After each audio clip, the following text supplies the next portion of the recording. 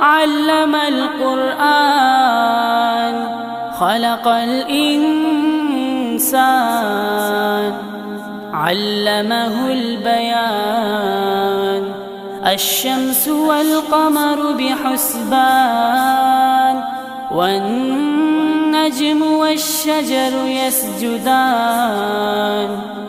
والسماء رفعها ووضع الميزان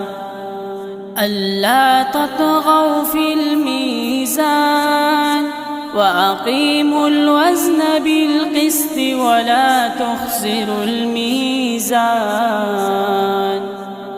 والأرض وضعها للأنام فيها فاكهة